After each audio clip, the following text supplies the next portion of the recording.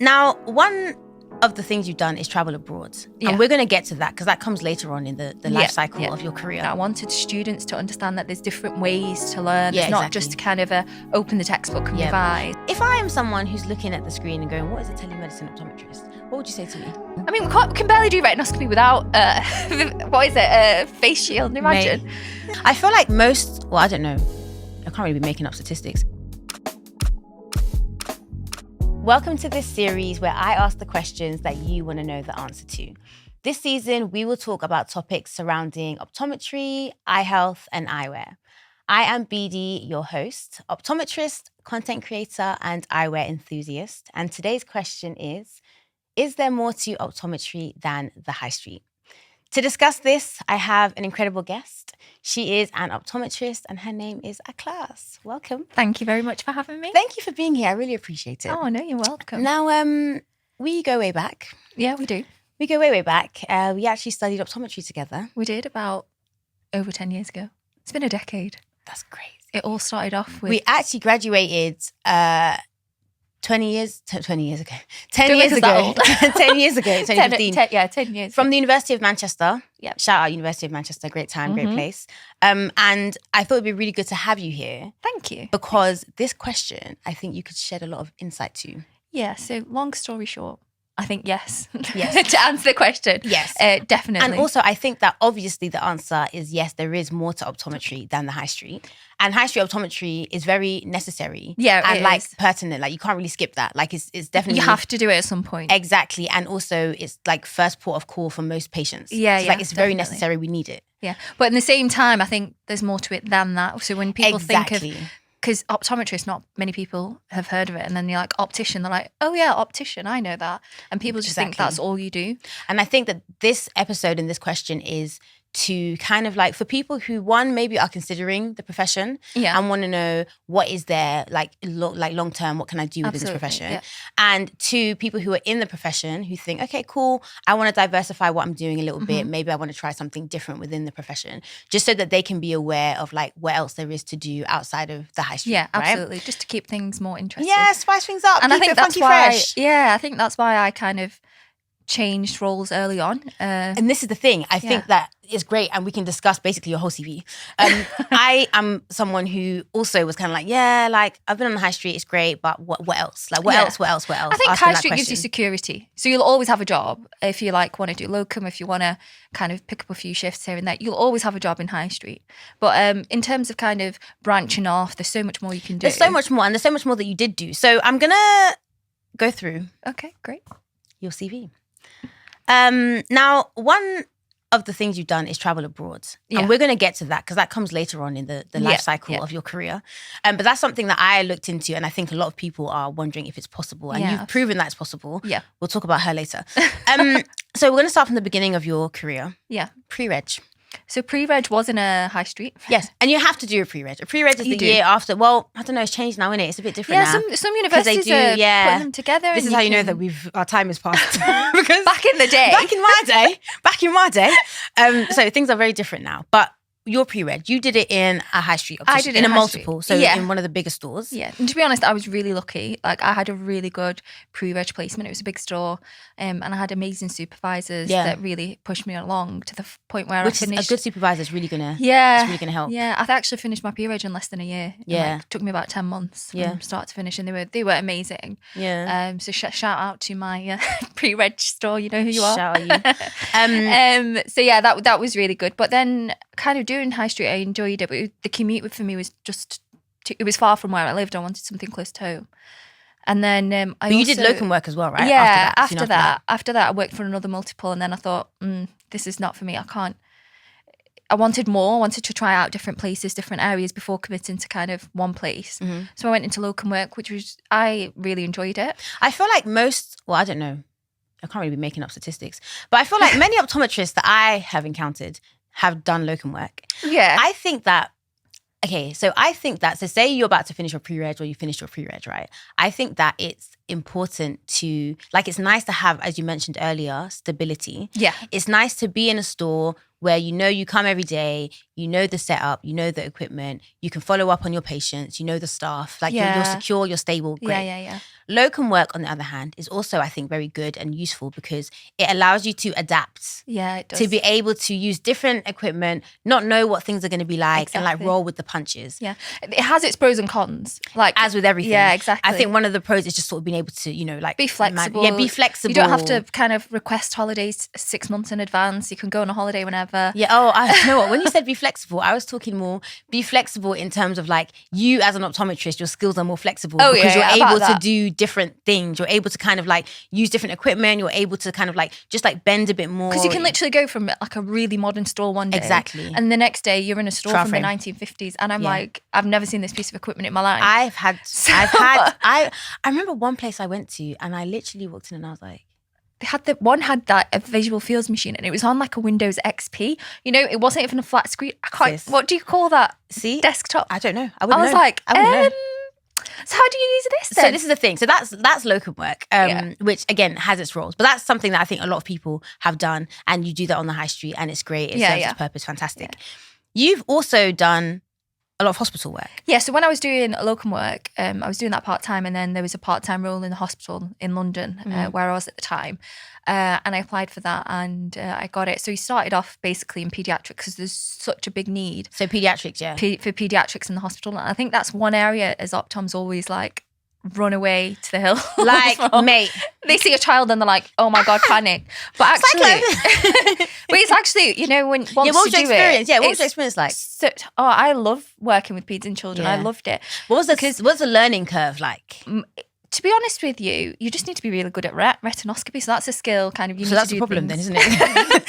You do it at uni and then you're like, yeah. But then I observed like another optom, and then once you get into the swing of things and you get into a routine, you get better. It's actually so much easier to refract a child sometimes than an adult. Like children can just give me so many good responses. And what adults don't do that, no? Adults know. You'll ask them, can you just look up? And they ask you which eye. Yeah. Which eye do you want me to look up with? And I'm like, so you were doing paediatric clinics? Yes, I was doing paediatrics, and then you can branch off, and I did a bit of glaucoma work, medical retina, which was good. I love medical. I'm a medical retina babe. Yeah, I love a bit of medical retina. And then I moved on from there and moved back up north where I started a full-time hospital work. Yes. And what clinics were you doing there? So this was just before COVID hit. So that was also like a really interesting time. Dynamic. Yeah. So I was doing peds, medical retina, vitreoretinal, which was amazing. I can imagine. It was so I think good. VR's quite cool. Yeah. And before I joined them, I started my IP. So now, like, if some of you don't know, so optometrists can now prescribe medication. So I did that with Cardiff, and then I went and did my clinical placement at the hospital I worked at up north, which was amazing because you got to do like A&E and things like that. So it really does broaden your horizon. Exactly. And I think that's the thing. I think this whole episode is about sort of like the scope of optometry. Oh yeah. Like what it looks like for you. Because even working in hospital, I've worked in hospitals, but I've done medical retina clinics, cataract clinics. Like it's different. Do you know what I mean? Like even within the hospital, there's like different things you can do. That's it. Within that. And even like it's really niche as well because I was working in a hydroxychloroquine clinic. So that's like a medication that can affect the eyes. And doing this during the pandemic. And then VR was amazing. I had like a really, really good consultant. He was always there kind of to help me along and helping him really. Yeah. Make his life easier. Yeah. But he was really good. And getting involved in teaching as well. So I was going to ask you about the teaching. Yeah. So that was really interesting. Is that the hospital that you started the teaching? Yeah. Okay. So that's what I started at. Because what happened is we hit the pandemic and then everything, it was like, you're going from clinics to working remotely to kind of coming back into the hospital, but you can only do certain things. Yeah. And you had to wear this like 10 layers of PPE and then the little like shield thing. I mean, we can barely do retinoscopy without a face shield, imagine. So it's like trying to kind of go from clinic to remote to kind of having a bit of a mix. And when did teaching come about? So teaching came around COVID. So it was at a university that just took on dispensing opticians. So they're doing like the conversion course. I think it was over like 2 years. So the first year, I think they're in university, and the second year they go to do their clinical placement. And then I got asked, would you fancy doing a bit of teaching? And I did enjoy teaching. So they came around and I organised their placements, making sure they met all their competencies. Speaking to like other colleagues to help see if they can supervise them. And the first year I had like 20 students. Yeah. So, and then at the end we did kind of mock OSCEs. So how was that for you? Because obviously like traditionally as optometrists, we're not organizing. Well, I guess if you're a pre-reg supervisor, maybe, but you're not organizing placements. You're That's not doing it. OSCEs. You're not. This is like a new branch. It is. in the tree of your career. Do you know? So what was that like for you? Do you know what? I put myself in their situation, and I looked back and I was like, what was I missing when I was a student? Yeah, what would I have liked to have Exactly. seen? Yeah. And I'm a very visual learner. Yeah, I remember. If you can remember. We used to, The sorry, acronyms. detour. We used to go, so if you've been to University of Manchester in the library, yeah, you have like the little rooms that you can like, I was going to say rent out. You can like book, yeah. And they have like whiteboards and stuff. And we would go there and we literally would make up random acronyms or like pictures That's it. of things in order to remember all these things that you had to remember. Do you remember our lighting module? Yes. That was just... Do you know what? It was actually really interesting, but it was just like, I remember physical optics. Do you remember physical optics? Oh, I remember that. That was the best module. I did the best in that module. I don't know how. Really? I think because I hated it so much, I was like, I have to succeed. I got a flashback the other day. I was changing a light bulb, we sidetracked the other day in my little night shade. Yeah. And it was asking me for like a candescent lamp or something Stop like. And I was it. like, Stop this is it. taking me back to university. Stop days. it. I should have listened in those lectures. I should have listened. That's fine. Disability glare. Now, a little birdie told me, because I do my research, a little birdie told me that you got a commendation from the GOC for this placement. Yes, I did. Tell me about that. What do you mean a commendation from the GOC? Like, what is that? Basically, because it was the first year they were getting their placement done, Yeah. the GOC, so the General Optical Council, kind of have to sign it off. So of course, to say like it's competent. And they're yeah, able to, exactly. yeah. So then I was like put up against a panel of them, and I was like, oh my God, I hope like they're not like this is awful or what's happened. What, like The Apprentice? Yeah, it was like it was virtual though because it was COVID. Oh, thank so it was God. behind a screen. Virtual saved us a lot of. I know, yeah, yeah. it did.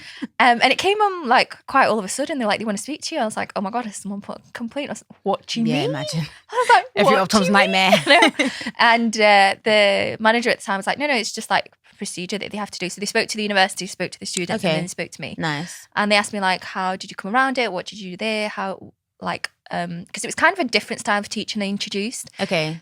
Because I was going back to being a visual learner, I wanted students to understand that there's different ways to learn. Yeah, it's not exactly. just kind of open the textbook and revise. Some people are just not good at taking exams. Yes, It's not that they don't understand the content. Exactly. So it's about learning like how to take the test. Exactly. And like how understand, to prepare. and if you understand, you'd be able to answer. Yeah. So yeah, it was a panel, and then I answered the questions. Then after it, they were like, "Oh, we'd like to give a commendation to me." So yeah, I'm taking Fantastic. that. Every win is a win. I found that out. I said, let's bring that right up. Yeah. So teaching. So you did the teaching. I did the teaching. You enjoyed the teaching. I did, yeah, really good. And then I wanted to kind of branch off and do more teaching. So then they offered me to become a honorary clinical tutor at the university, which I kind of did part-time alongside my hospital work. Yeah. And then after that, I got an opportunity to move to Dubai. So let's talk about Dubai. Yeah. Because Dubai is not in the UK. No. And I think that sometimes the idea, or sometimes you want to live abroad. And I think when you do something like clinical like this, you kind of think, oh, do I have to go back to uni? Yeah. Do I need to take more exams? Yeah. Oh, it's a bit long. How is it possible? Where would I work? La, la, la, la. Do I speak the language? La, la, la. Now, for you speak Arabic, so that would have been fantastic for you. Yeah, it That's was. not even a factor. Yeah, Yeah. it was. Yeah, but because of dialects and Oh, of everyone course, has yeah. different accents. it was just, that It was still also a learning curve. Yeah. But I want to focus maybe on, because you worked in a hospital in Dubai. Yes, yeah. But I want to focus on, for now, the process. So if I am an optometrist or I'm thinking about becoming an optometrist and I want to work in Dubai, everyone loves Dubai, right? Yeah. Which is a city, by the way, not a country. Thank you. As some people might think. Thank you. I want to work in the UAE. Yeah. Okay. So what was the process like? So it was a bit of a lengthy process, actually. I think if you're on it from start to finish, it could take you about 3 months.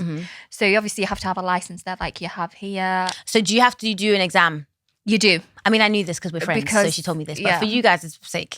You do, unfortunately. You do, yeah. And the exam is not what you think, because it's like the uni style exam, like a lot of physics, things like like going back to basics, magnifiers, and talking about that. And not the F1. It wasn't nothing like, what's this retina, what's on the retina. Yeah, there's nothing like that, because the scope of practice is quite different out there. Okay. So it is mainly refraction based, peds, and you don't which is a bit of you. Yeah, exactly.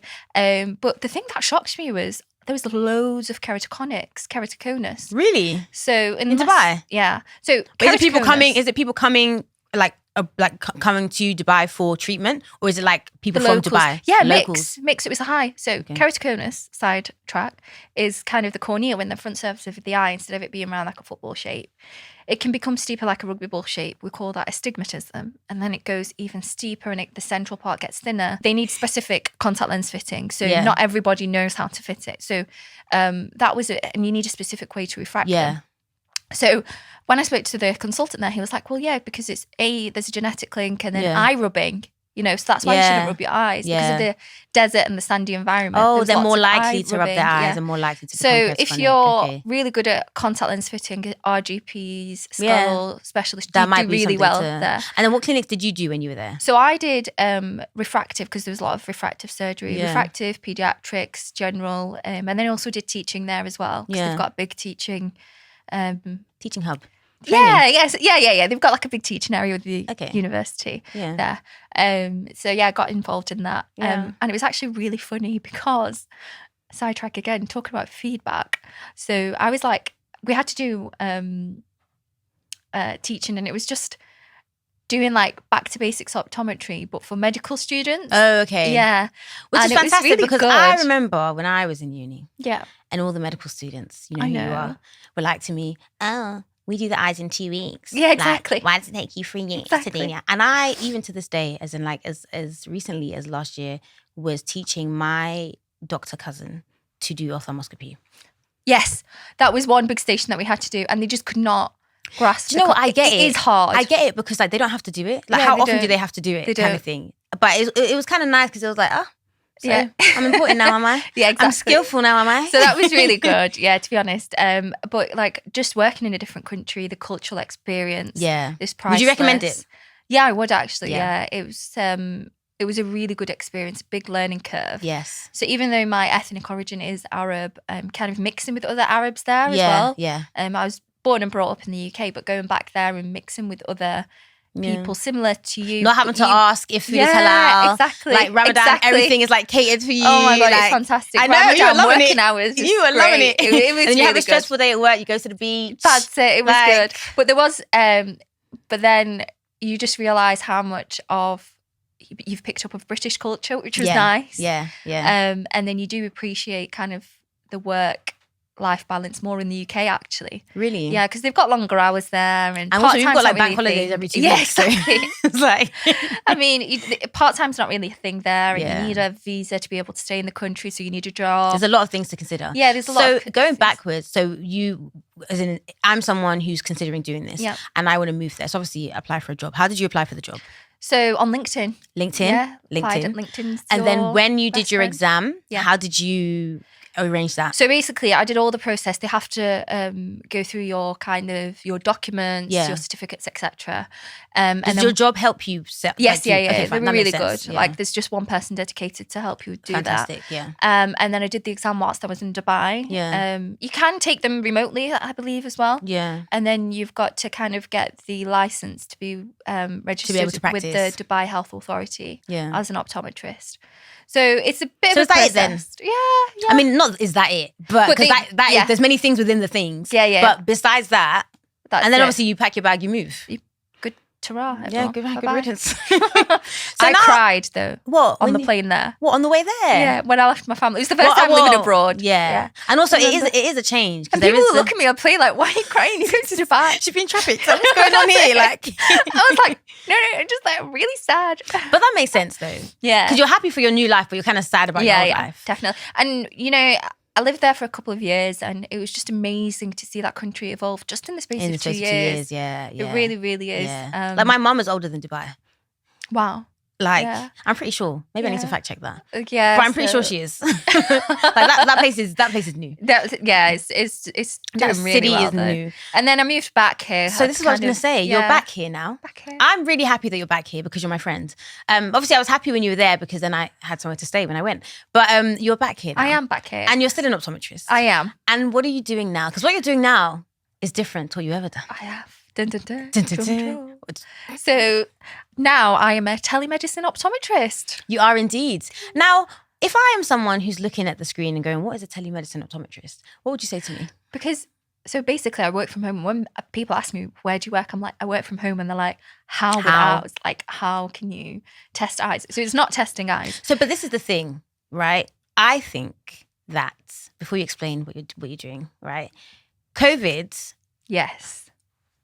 made me, obviously, love being an optometrist. Fantastic. Love it here. However, I was like having friends who were working remotely or working from home. And I'm here trekking. That's it. Work. The commute was a killer. And I was like, this is not. But to be honest with you, when I was working in the hospital, so when they moved like remote clinics, so the patient would go in, get scans from the nurse, then you'd log onto the computer. Yeah. I was so much more efficient at home. Yeah, of course. Because, when you're in clinic, it's like... And you're not burnt out from getting there. That's it. When you're in clinic, I'm literally talking to everybody that passes by or they're coming to talk to me. So let's go into what the role is. So the role, basically, I'm with a big telemedicine company in the UK, which do remote consultations for patients. So essentially what happens is if a patient goes to the GP, the GP is not very confident dealing with eyes. They've got a contract with this provider. They refer that patient to us. Yep. The patient sends a picture of the problem or gives us a history or what's happening. So things like, I've got a lump on my eyelid. They'll send you a picture and it's like a sty or a chalazion. Things that you can manage remotely that you do not need. That aren't emergency. Emergency. Because the NHS, obviously, as you all know, is like the amount of people that get referred. And she's trying, man. NHS is trying her best. She is trying, but... she's thinking. She is hanging on by a thread.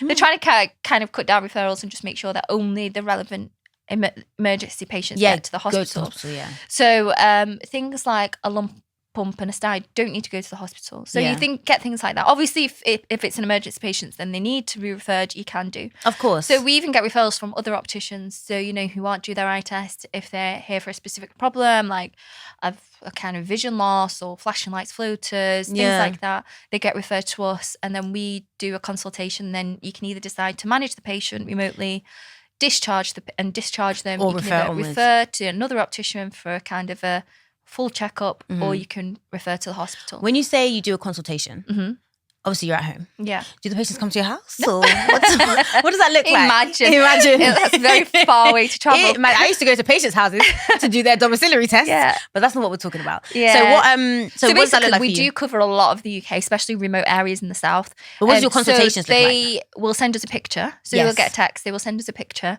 Then we would give them a call. We'd ask them the questions. So you call them. Okay. A video call, or is it like you a can call? You can do either, but most of the time it is just a call. Yeah. Because some people... Yeah, maybe they don't have access to a laptop, or they don't know how to work it. Yeah. And a lot of patients love this service because it's just so efficient. Like, thank you so much. Like, it saved me the hassle of going to the GP, or I've been to this person so many times and nothing's been done. Yeah. So to be honest, I really do enjoy it. I was going to say, it sounds like a good time. Yeah, it is a nice job, and the company I work for are amazing and really supportive, and it's really nice to work for a company that promote kind of a positive work dynamic. And also I think that are moving with the times, because I think that like our roles as optometrists are definitely going to move to become more clinical. Yes. And things are going to have to happen remotely. Like even a role that I do is, patients get seen at like a diagnostic center, and we will review the scans. So you're not there with the patient face to face, but you are still looking at the scans. So it's going to be a lot more of that sort of thing as time goes by. It's so much more efficient. Yeah. Because I just think... And the patients love it. Yeah, they do. I'm like some things are just so obvious that can be referred, can be managed. So I think my figure is like about approximately 65% of patients can be managed remotely. So if you think of that, that is like a huge chunk of patients. A huge chunk of patients. Yeah. I think we have concluded that there is way more to optometry than the high street. And I think not every type of role is for every type of person, but it's really nice to know what is out there. And even this, like we've spoken about your experience, that is like probably a drop in the ocean of the career. And like when we first graduated 10 whole years ago, no one would have thought, like I wouldn't have thought that we'd be able to do roles where we're not seeing patients and we're just assessing scans. Yeah, exactly. Do you know what I mean? Exactly. So you have to kind of think, okay, 10 years from now, what's that going to look like? What are we going to be doing? And like, it's weird because now I don't test people's eyes. Like I don't give prescriptions. Well, I mean, I can if I go and do a locum day. Sometimes I will do a locum day because I need to remember. I like to see a kid, like contact lenses. You'd be surprised because when you go back to it, when I did a locum day kind of it's like a few months back, Exactly, you pick it up where you left off. Yeah. So I'm not worried that you kind of lose the skill because you've been doing it for so long. But I think it's time to move with the times, especially things like Progress. IPs coming along. And I think you need to, if you're just starting off in your career, it's good to try a few different things first. Absolutely. Before committing yourself to one place that you're going to kind of dread, you're not going to like. There's so many things out there. There's so many things. Example for you as well, content creation? I mean, do you know what? I did domiciliary work and it was a lot, okay? I mean, you were there. I always say to people, like, I am really happy that I did it. I'm really happy that I did it. And I do think that every optometrist should do it at least once. Some of the companies, you can do like a test day, like a locum day. Yeah. I think that it's so important because you learn to adapt. It's really, really good. You have to really, you're on the ball. You got, where am I going to put the screen? Where am I going to, do all these things? Yeah, I guess you do pick up different skills. But you know what? It was really weird, like in terms of like, I started thinking a lot about like social work. Like some places you go to and you're just like, you know? It's not it. Yeah, it was kind of like, oh, this is really sad. Like I would go to one place where maybe the whole flat is maybe the size of this studio. Oh. And I'd go to another place where it takes me 2 minutes to walk from my car to the driveway because there's so much land. Yeah. So I kind of started thinking, but anyway, that's not the point. I also did like diabetic screening and stuff like that. So there are so many things within optometry. And now you can do all the extra qualifications. Exactly, like med-rare. Exactly. Yeah, you can do glaucoma. Exactly. Some of my colleagues are like managing glaucoma patients. It's amazing what you can do now. It's evolved. There's so many things. So I think it's just to remind people that look, the high street is fantastic. It's amazing. If you've not had an eye test in the past 2 years, you should go and do that. Absolutely. First things first. Yeah, first things first. But it is really good. There's so many things. There's a variety of things. Now, before we go, I have a question for you. Fire ahead. Wait, is it hard? Yeah, it's very difficult. Okay. But you're a smart girl. You'll get it. What is one piece of advice? What is one piece of advice that you'd give to someone who's watching this? Like I said previously, try different things. But the other thing is sometimes you have to do a short-term sacrifice for a long-term gain. Yeah. Because some people get put off hospital work because of their salary. It's not as good as high street. But for that sacrifice, the knowledge that you learn and the opportunities that can open up. You can't put a price on. Yeah. And also you can locum on the side. Exactly. So it's not, and do you know that job satisfaction that you get? I really do enjoy. Yeah, for you, hospital really did that. Yeah, exactly. Yeah. And it wasn't like, oh, I'm getting to work. It's like I really enjoyed going there. Yeah. You can't put a price on that, being content. So I think I get that. Short-term sacrifice for a long-term gain and just try different things. Try different things. Short-term sacrifice, long-term gain. Thank you so much for being here. I really appreciate it. Thanks for having me. Do you want the people to find you? Like, do you want to be found? Because, normally you put like social media, but I know you're not really social media girly like that. I mean, you can reach me on LinkedIn. There you go. There you go. I'll link to her LinkedIn in the show notes. So if you want to connect or if you have any more questions you want to ask me. Exactly. Or if you want to hire her for something else. Yeah. Also, because I did do a little bit of private tutoring.